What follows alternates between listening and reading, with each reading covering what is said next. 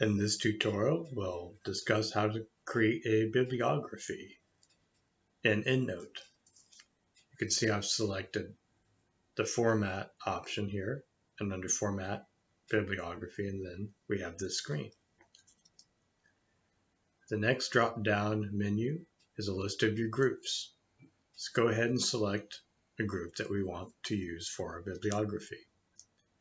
Bibliographic style allows you to select from a list of your favorites.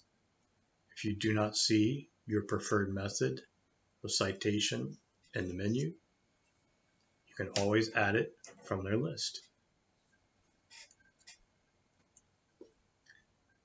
Let's go ahead and choose one. And for the purposes of this demonstration, we're going to choose HTML, and let's do preview and print. And now you have a Works Cited page. You'll notice there are a few minor errors in how this was formatted. Relatively simple to clean up those errors. So that is how you create a bibliography Works Cited page in EndNote.